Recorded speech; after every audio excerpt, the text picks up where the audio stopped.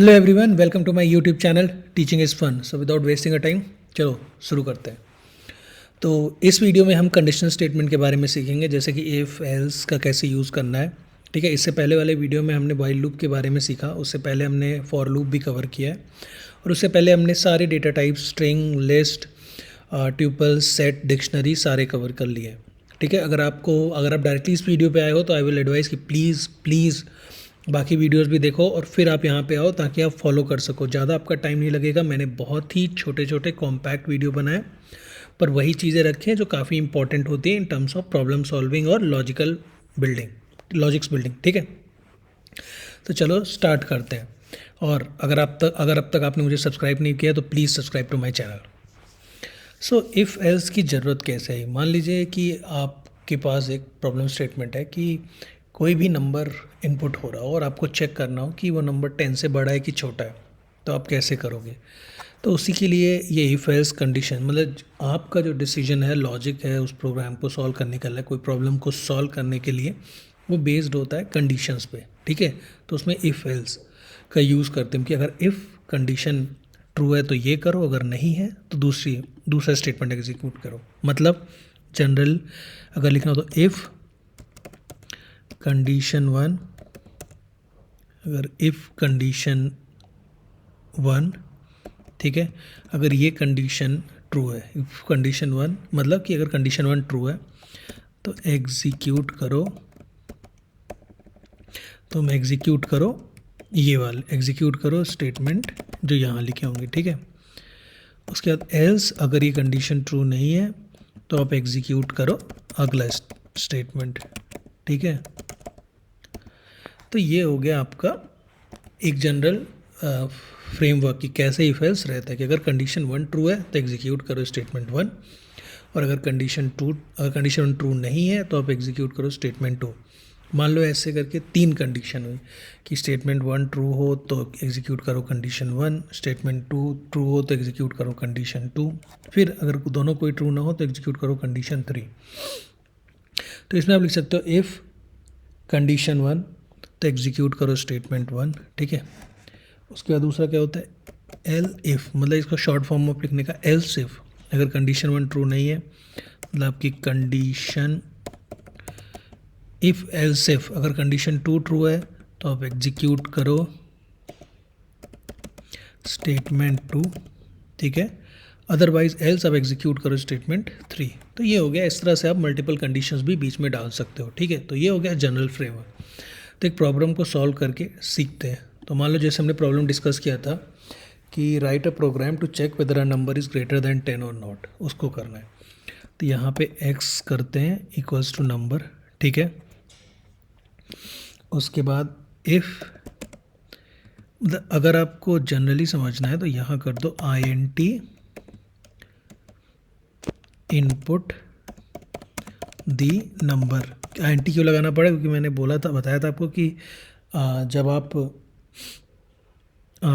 क्या कहते हैं इनपुट लेते हो तो वो उसको स्ट्रिंग में लेता है, आप चाहे नंबर लिखो चाहे कुछ भी लिखो, तो इसलिए आपको उसको इंटीजर में बदलना पड़ेगा। ठीक है, तो if x is greater than 10 print, हमने जो फॉर्मेटिंग स्ट्रिंग पढ़ा था वो यूज़ करेंगे कि पहले f ब्रैकेट एंड कोट, ठीक है, कि x इज़ ग्रेटर देन 10। ठीक है, उसके बाद else if x is equals to 10, उसमें प्रिंट करो कि x इज़, यहाँ पे अगर आप ये कोट मिस हो गया, हाँ, तो print x is equal to 10, ये मैंने डाला यहाँ पे। ठीक है, print x is equal to 10। ठीक है, ये हो गया आपका। उसके बाद एल्स क्या है, एल्स प्रिंट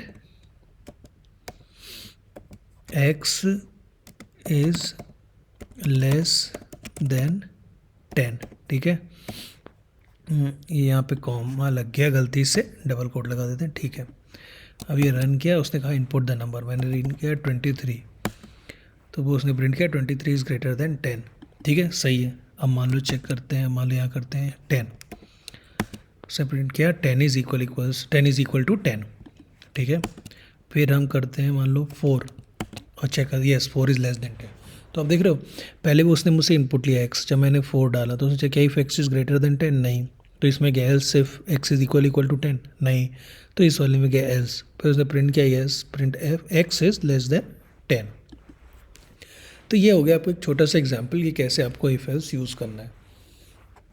ये हो गया सिंपल कंडीशन का। नाउ एक कॉन्सेप्ट होता है चेन कंपैरिजन, ठीक है, उसको क्या कहते हैं, चेन कंपैरिजन। चेन कंपैरिजन में सबसे पहले आपको ये समझना होगा कि let us make a problem, कि किसी ने बोला कि यार किसी के जो मार्क्स आए वो इनपुट लो, ठीक है, इनपुट इंटर दी मार्क्स, ठीक है। किसी के जो मार्क्स आ रहे हैं वो आपको इनपुट लेने हैं और आपको बताना है कि वो पर्सन ग्रेड ए में है, ग्रेड बी में है कि चिल ग्रेड में है, ठीक है। तो अगर मार्क्स आपके if marks is greater than 80, if marks is greater than equals to 80, ठीक है, तो आपको प्रिंट करना है ग्रेड ए, ठीक है। उसके बाद अगर एल्स इफ, अगर आपके मार्क्स ग्रेटर देन 60 हैं एंड मार्क्स लेस देन 80 हैं, तो आपको प्रिंट करना है ग्रेड बी, ठीक है। सॉरी ये गलती से हो गया, ग्रेड बी। और एल्स मतलब अगर वो ग्रेटर देन 80 नहीं है या फिर 60 से 80 के बीच में नहीं है तो ऑब्वियसली 60 से लेस देन इक्वल टू होगा, तो उसको फिर आपको प्रिंट करना है चिल ग्रेड, ओके। तो ये जो मैंने कंडीशन लिखी है कि marks is greater then 60 and marks is less than 80, चलो इसको समझते हैं, ठीक है। ओके यहाँ डालते हैं, यहाँ लिखते हैं मार्क्स इक्वल्स टू 70, ये रीड किया। अब इसका मतलब हुआ कि वो चेक करे कि मार्क्स जो है तुम्हारे 60 से ग्रेटर होने चाहिए और इसके साथ साथ मार्क्स तुम्हारे 80 से कम होने चाहिए, तब इसमें वो कंडीशन का आंसर क्या होगा, ट्रू। चलो यहाँ लिखते हैं आंसर, तो यहाँ मैंने मार्क्स 70 डाल लें। अब ये आंसर रीड किया, लेट अस सी आंसर क्या देता है, ट्रू। अब मान लो यहाँ मैंने 50 कर दिया, फिर रीड किया फॉल्स, क्यों, क्योंकि ये दोनों कंडीशन सही होनी चाहिए। एक पहली कि मार्क्स जो है मेरे 60 से ग्रेटर होने चाहिए और दूसरी कि मार्क्स जो है मेरे 80 से कम होने चाहिए। तो इसको कहते हैं चेन कंपैरिजन। चेन कंपैरिजन क्योंकि दो कंडीशन एक साथ को हम एक साथ कंपेयर कर रहे हैं, ठीक है। अब मान लो या फिर आपको चेक करना हो कि या फिर मार्क्स 60 से कम हो और मार्क्स 80 से कम ज़्यादा हो, ठीक है। मतलब कि अगर आपको ये ऐसी कंडीशन लानी है कि जिसमें हो कि अगर मार्क्स 60 से कम हो या फिर मार्क्स 80 से ज़्यादा हो, दोनों में से कोई भी कंडीशन ट्रू हो तब भी ट्रू आ जाए तो आप और यूज़ करते हो, ठीक है। एंड कब, जब आप दोनों कंडीशन को सही मानते हो, और को जब कोई आप किसी एक कंडीशन को सही मानते हो। इसमें आप कई कंडीशन डाल सकते हो, मतलब ये भी डाल सकते हो और मार्क्स तुम्हारा इक्वल टू 100, ठीक है। तो जैसे अगर मैं यहाँ पे 100 लिख दूँ और यहाँ पे आंसर चेक करूँ, ट्रू है, क्योंकि मार्क्स लेस देन 60 है, नहीं है, ओके। अब ये चेक करेगा मार्क्स ग्रेटर देन 80 है, हाँ है, और मार्क्स इक्वल टू 100 है, हाँ है, ठीक है। अगर आप इसको 180 कर दो तब भी ट्रू, क्यों, क्योंकि मार्क्स इक्वल टू 100 है। तो और का ऐसे और का यूज़ करता है, वो चेक करता है कोई भी एक कंडीशन ट्रू हो जाए। एंड का क्या मतलब है कि सारी कंडीशन ट्रू होनी चाहिए, ठीक है। चलो ग्रेट, ये हमने पढ़ लिया। अब ये देखते हैं, हम ये रन करते हैं। अरे एल्स, अच्छा ये इफ ज़बरदस्ती लगा दिया, देखा, ये ब्यूटी है। अब हम यहाँ मान लो मार्क्स डाल रहे हैं कि हमको लाना है ग्रेड, चिल ग्रेड में जाना है, ठीक है। तो 50 चिल ग्रेड, क्योंकि marks greater than equal to है, नहीं, 60 से 80 के बीच में है, नहीं, तो इसलिए क्या प्रिंट होगा, एल्स वाला। तो एल्स के अंदर क्या है, चिल ग्रेड, ठीक है। तो ये हो गया। अब आता है नेस्टेड इफ एल्स, ठीक है। थोड़ा सा आपको अगर ओवरवेलमिंग लग रहा हो, मतलब ज़्यादा लग रहा हो, तो डोंट वरी, टेक, मतलब आप जब भी आप ये वीडियो देख रहे हो थोड़ा ब्रेक ले लो, जो आपने पढ़ा उसको एक बार देख लो, जो नोट किया है, और फिर उसके बाद नेस्टेड इफ एल्स में आओ, ठीक है। तो अब नेस्टेड इफ एल्स में क्या है कि एक इफ एल्स के अंदर एक इफ एल्स होगा। जैसे इसमें क्या है कि 3 अलग अलग स्टेटमेंट है, आप देख रहे हो, ये इफ इधर, ये एल्स इफ इधर, ये एल्स इधर। पर नेस्टेड इफ एल्स मतलब कि एक इफ के अंदर इफ एल्स, या फिर एक एल्स के अंदर इफ एल्स, ठीक है। देखते हैं कैसे। तो मैं चेक कर रहा हूँ कि अगर if x is greater then 0, अगर x तो तुम्हारा है 0 से ग्रेटर हो, ठीक है, तो चेक करो if x is greater than 10, और यहाँ पे प्रिंट करो क्या, यस, ठीक है। और एल्स मतलब ये क्या, एल्स मतलब अगर x ग्रेटर देन 10 ना हो तो प्रिंट करो नो, ठीक है। उसके बाद जो आपने ये ये जो आपने यहाँ पे इफ़ x ग्रेटर देन 0 लिखा है उसका एल्स है यहाँ पे, ठीक है, जिसमें आप प्रिंट करो लेस देन 0, ठीक है। तो लेट अस अंडरस्टैंड कि क्या हो रहा है। तो सबसे पहले अगर एक x की वैल्यू दे देते हैं ताकि हमें समझ में आए। मान लो पहले केस में x की वैल्यू है -2, तो उसने देखा if x is greater then 0, नहीं, ग्रेटर देन 0 नहीं, क्योंकि -2 क्या है, लेस देन 0 है, तो वो एल्स में आ गया और प्रिंट करेगा लेस देन 0। चलो चेक कर लेते हैं, प्रिंट किया लेस देन 0। अब मान लो हमने यहाँ पे दिया 5, तो क्या चेक करेगा पहले, if x is greater then 0, हाँ x ग्रेटर देन 0 है क्योंकि x 5 है, अब वो अंदर आ जाएगा, ठीक है। अब ये वाला इफ़ चेक करेगा, if x is greater than 10, नहीं, x 10 से ग्रेटर नहीं है, तो ये एल्स के अंदर जो है वो प्रिंट करेगा, वो क्या है, नो। सॉरी, यहाँ x की वैल्यू दोबारा रन करने दो, नो। तो आप समझो कि तो ये इंडेंटेशन काफ़ी इंपॉर्टेंट है, जिस तरह से ये लिखा हुआ है ना, तो आप देखो समझ में आता है कि इस इफ़ के अंदर ये इफ़ एल्स है, और ये एल्स जो है वो इस इफ़ के करस्पॉन्डिंग है। तो हमेशा इसी तरह से आप भी लिखा करो जिसमें इंडेंटेशन हो। कोई भी इफ़ एल्स अगर इस इफ़ के अंदर हो, किसी इफ़ के अंदर हो, तो उस तरफ से दिखना चाहिए, ठीक है।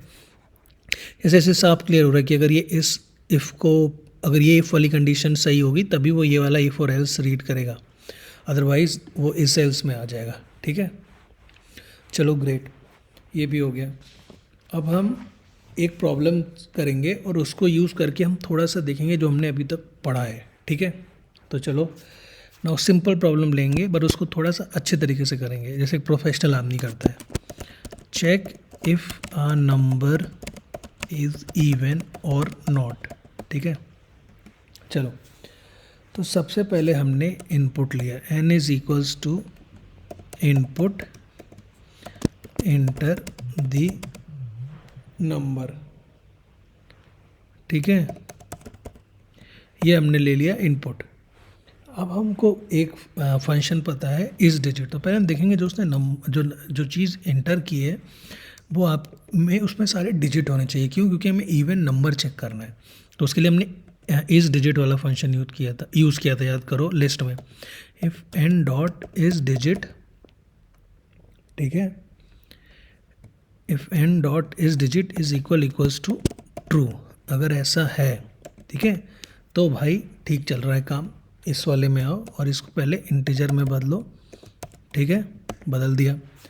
अब फिर चेक करो इफ़ इवन है कि नहीं, तो इवन कब होगा, जब डिवाइड करने पे 2 पे रिमाइंडर क्या है, 0 है। जब 2 से डिवाइड करने पे अगर रिमाइंडर 0 आ रहा है तो इसका मतलब वो इवन है, ठीक है, प्रिंट इवन। उसके बाद यहाँ पे एल्स अगर नहीं है ऐसा तो क्या है, ऑड है, सिंपल, ठीक है। अब ये हो गया। नाउ अगर वो डिजिट नहीं है तो इसमें क्या प्रिंट करना है, प्रिंट, यहाँ पे लिखो f करके करते हैं ताकि अच्छा हो जाए, x n is invalid output, ठीक है। चलो रीड करते, पहले देखते हैं हो क्या रहा है। पहले मैं उससे इनपुट मांग रहा हूँ यूज़र से कि भाई मुझे नंबर एंटर करो, मैंने लिखा है एंटर द नंबर, पर होते नहीं कुछ लोग अपने ख्यालों में खोए रहते हैं। तो हो सकता है वो नंबर ना एंटर करे। तो नंबर कैसे हम चेक कर सकते हैं, हम देख सकते हैं जो भी स्ट्रिंग उसने एंटर की उसमें सारी डिजिट्स होनी चाहिए, ठीक है। तो मैंने चेक किया n dot is digit is equals to true, अगर ऐसा है, ठीक है, तो फिर तुम इसको कन्वर्ट करो INT n में, ठीक है, इसको इंटीजर में कन्वर्ट करो। और अगर ऐसा मतलब है, अगर ऐसा नहीं है तो बता दो भाई ये इनवैलिड आउटपुट है, गलत है, सही से एंटर करो। और अगर क्या ठीक है, अगर डिजिट है तो फिर चेक करो इवन है कि नहीं, मतलब 2 से डिवाइड करने के बाद रिमाइंडर 0 आ रहा है कि नहीं, ठीक है। तो let us check the number. पहले गलती करके देखते हैं हम, Q2 इज़ इनवैलिड आउटपुट, ठीक है।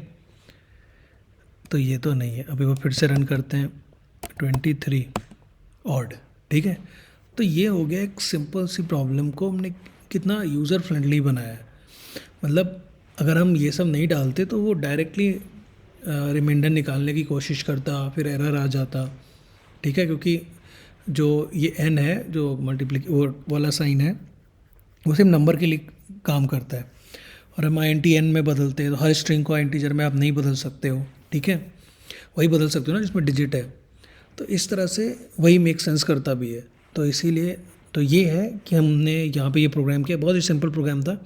पर अगर जब आप इस तरह से करते हो, थॉट देते हो उसमें कि कहाँ कहाँ गलतियाँ हो सकती हैं यूज़र पॉइंट ऑफ व्यू से, एग्जीक्यूशन पॉइंट ऑफ व्यू से, तब वो एक प्रॉपर प्रोग्राम बनता है, ठीक है।